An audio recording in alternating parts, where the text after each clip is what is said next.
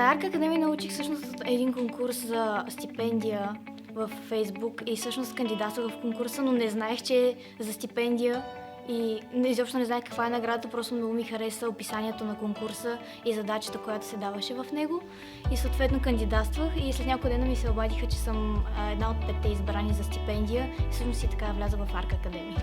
За Арк Академия научих от интервю на Антони по телевизията. Баща ми го видя, препоръча ми да го погледна. Аз се заинтересувах и така разучих малко за академията и кандидатствах. Интересувам се от игри от много малък, още може би от 4 годишен. Започнах с игри на телефон, които бяха портнати от игрите за компютър.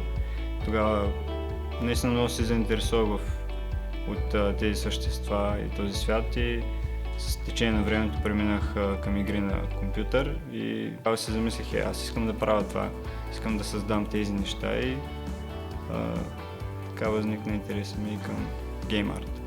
От съответните лекции, които имахме, най-полезни за мен бяха курсовете по анатомия на Христо Савов и всички курсове към колегите от Snapshot Games, Боби и Светослав. Много интересен материал ни преподават, чисто индустриален, с изключително много и арт, но и техническа страна към него, което е изключително добре, ако човек иска да се усъвършенства. Game Development класа, който го води Snapshot, може би ми е най-любимата лекция, защото там е изцяло професионално, занимаваме с нещата, които се занимава също една фирма, едно студио.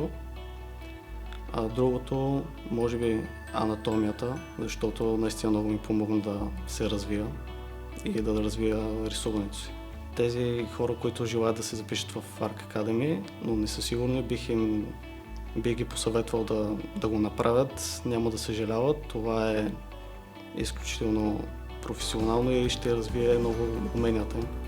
Част от трудностите, които срещнах откакто съм в Арк, е това, че наистина обемната информация, който ти се предоставя, е наистина голям и ако нямаш предишен опит, може да е малко overwhelming и особено ако и работиш или учиш нещо друго.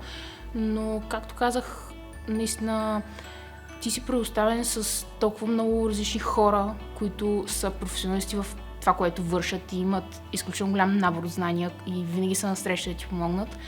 И успяваш да се справиш въпреки всичко, въпреки липсата на време, въпреки пътуване и лични причини и така нататък. Предизвикателствата, които ми се получават докато съм в академията, всъщност не са чак толкова от самата академия, колкото и от този факт, че все още съм 12-класник и трябва да се съчетаят двете неща много, много добре, за да можеш да се справиш и с двете. Предизвикателство, което срещнах по време на образователния процес в Arc Academy, беше като цяло това, че имам като самоук художник, имах доста пропуски в основите, в фундаменталса на самото изкуство. Тези пропуски като цяло се забелязват изключително много, особено в началния процес на работа. Човек не може да постигне това, което иска да постигне, но с помощ от страна на преподавателите, с задачите, които ни бяха зададени, до голяма степен успех да изчистя най-сериозните пропуски и да премина повече към това да реализирам идеите си.